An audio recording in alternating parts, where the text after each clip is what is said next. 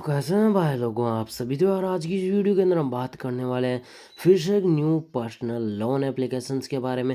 हम डिस्कस करने वाले हैं सर लोन एप्लीकेशन से आपको लोन लेना है या नहीं लेना है, एप्लीकेशन से आपको रिपेमेंट करना है या नहीं करना है, एप्लीकेशन रियल है फेक है, कितने टाइम के लिए लोन मिलेगा, कितना इंटरेस्ट रेट है, सब कुछ एक वीडियो के अंदर डिस्कस करने वाले हैं। इस एप्लीकेशन का नाम है जैकपॉट फंड लोन एप्लीकेशन।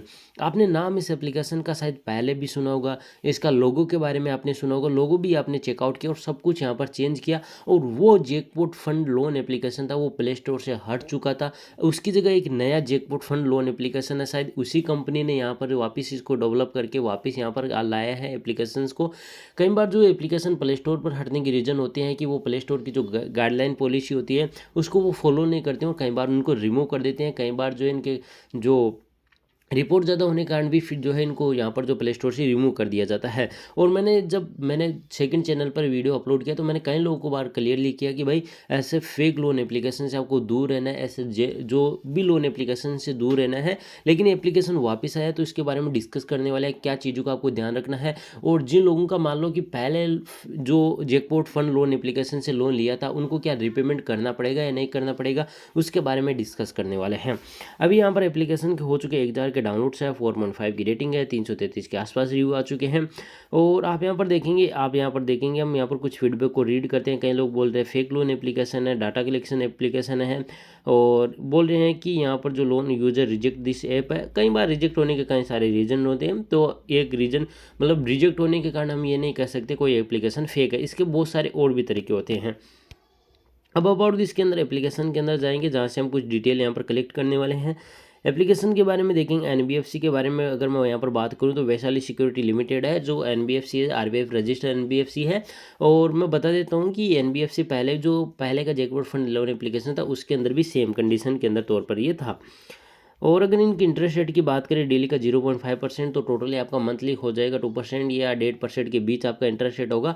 लेकिन जो डेली इंटरेस्ट रेट आपका लगता है वो आपका या मंथली इंटरेस्ट रेट लगेगा वो आपका प्रोफाइल बेस पे आधार पर आपको यहाँ पर डिसाइड होगा कि आपको लोन ऑफ इंटरेस्ट यहाँ पर कितना लगने वाला है। और उसी प्रोफाइल के बेस पर आपको ये डिसाइड होगा कि आपको लोन कितने टाइम के लिए मिलने वाला है, ठीक है, और कितने अमाउंट तक का लोन मिल सकता है। आप यहाँ पर जो है इस जो एनबीएफसी है उस पर जाके इस जो है चेकआउट कर सकते हैं कि भाई ये लोन एप्लीकेशन वहाँ पर जो है अवेलेबल है या नहीं है। जो है लव फंड एप्लीकेशन भी आपको यहाँ पर दिया गया है और जैकपॉट फंड भी आपको यहाँ पर दिया गया है। तो ये एक नया जो लोन एप्लीकेशन है इसके बारे में बाद में डिस्कस करेंगे, लेकिन अभी आप देखेंगे तो इस एप्लीकेशन के इतने डाउनलोड्स हो चुके हैं।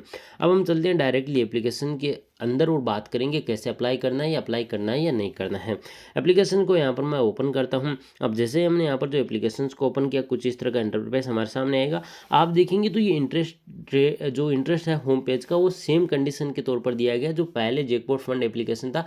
लेकिन हम डिस्कस ये करने वाले हैं कि भाई जो मेन था कि हमारा जो जैकपॉट फंड लोन एप्लीकेशन था उससे हमने जो पहले लोन लिया था क्या अभी यहाँ पर उस एप्लीकेशन के तौर पर इस एप्लीकेशन के अंदर वो रिपेमेंट करना पड़ेगा या नहीं करना पड़ेगा।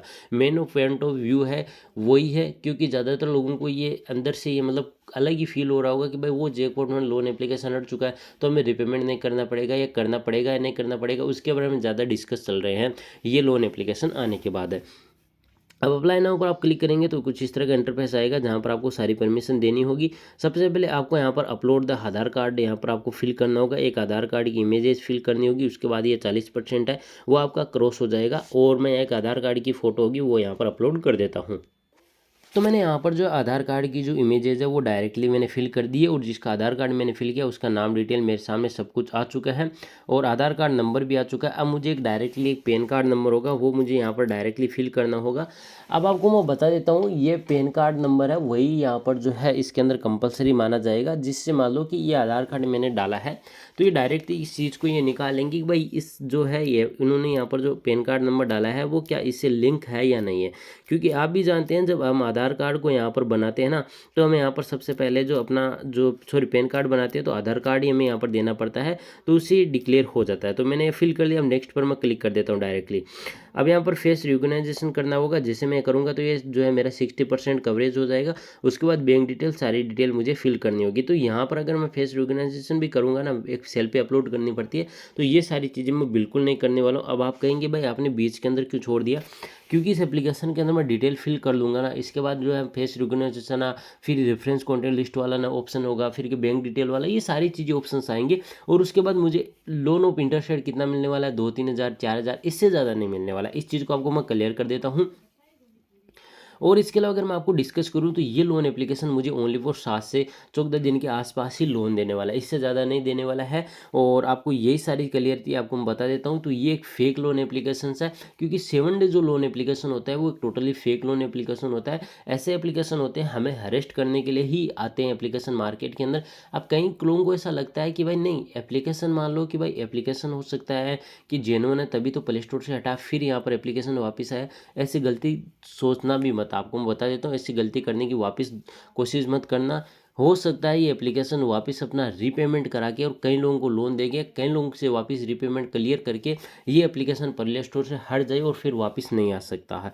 कई बार ऐसे एप्लीकेशन हुए हैं और ऐसे मैंने एप्लीकेशन का रिव्यू भी किया है, लेकिन जब भी मैंने लोगों को समझाया तो उन्होंने ऐसा लगा कि नहीं भाई, ये एप्लीकेशन, ये बंदा है कहीं ना कहीं गलत तरीके से बता रहा है। जब उनके सामने हकीकत आई तो उनको पता चला कि नहीं भाई, अब जेन्युइन इन्फॉर्मेशन है। क्योंकि जब आप लोगों को जो मैं रियलिटी बता रहा हूँ और उसके बाद वो रियलिटी एकदम सच हो जाती है ना आप लोगों के सामने, मुझे पता है कि क्या रियलिटी, लेकिन जब आप उस बात को नहीं मानते और जब वो रियल के अंदर होता है तो आपको यकीन होता है कि नहीं भाई, उस बंदे ने एकदम रियल ही बोला था। इसलिए इस एप्लीकेशन को आपको मैं अभी भी रिकमेंड नहीं कर रहा हूँ। और आपको यही बोलूँगा भाई, एप्लीकेशन से लोन मत लीजिए, क्योंकि पैन कार्ड, आधार कार्ड की इमेजेस, आपकी जो इन्फॉर्मेशन होती है वो छोटी मोटी इन्फॉर्मेशन नहीं होती, आपकी परिवार की कुंडली तक निकल आती है उससे। तो मतलब काफ़ी हेल्पफुल एप्लीकेशन, मतलब अगर बात करूँ तो वो डॉक्यूमेंट होते हैं और उनसे हमें अरेस्ट भी किया जाता है। दूसरी बात होती है कि हमारे जो मतलब रेफरेंस कॉन्टैक्ट लिस्ट नंबर होती है, हमारे जो फ़ोन का एक्सेस इनके द्वारा लिया जाता है कि आपके हमें इमेजेस दे दीजिए। अगर हम रिपेमेंट नहीं करते तो इन इमेजेस का हमारा मिसयूज किया जाता है, और जितने हमने रेफरेंस कॉन्टैक्ट लिस्ट के नंबर दिए हैं या हमारे जो कॉन्टैक्ट लिस्ट नंबर होंगे उनको वो मिसयूज करके इमेजेस का फिर इनको सेंड करते हैं और हमें काफ़ी ज़्यादा हरेस्ट किया जाता है। आप इस चीज़ को जानते हैं। और अगर टोटली एक चीज़ आपको पॉइंट ऑफ व्यू बताऊँ तो भाई, इस लोन एप्लीकेशन से आपको लोन नहीं लेना है। अब कई लोग कहेंगे मेन पॉइंट आपका रह गया, तो मेन पॉइंट ये है कि भाई इस एप्लीकेशन से आपको मतलब पहले जो एप्लीकेशन था उसका रिपेमेंट करना है या नहीं करना है। तो मैं एक चीज़ कहूँगा कि भाई ये एप्लीकेशन नया आया है, तो अगर आपका किसी का पहले लोन रिपेमेंट नहीं किया है उस एप्लीकेशन से, तो आपको इस एप्लीकेशन के अंदर रिपेमेंट करने की कोशिश नहीं करनी है। आपको किसी तरह से कोई रिपेमेंट नहीं करना है। जिसके भी कॉल आ रहे हैं उनको इग्नोर कीजिए, ब्लॉक मारिए, और इनका रिपेमेंट बिल्कुल नहीं करना है। इस चीज़ को अभी क्लियर कर रहा हूँ। और इस एप्लीकेशन से आपको लोन लेना भी नहीं है। तो ये एप्लीकेशन मैं पर्सनली आपको किसी तरह से रिकमेंड नहीं कर रहा हूँ, बाकी आप लोगों की मर्जी है। इस वीडियो के अंदर इतना ही। अगर आपको हमारा वीडियो पसंद है तो वीडियो को लाइक कीजिए, चैनल को सब्सक्राइब कीजिए।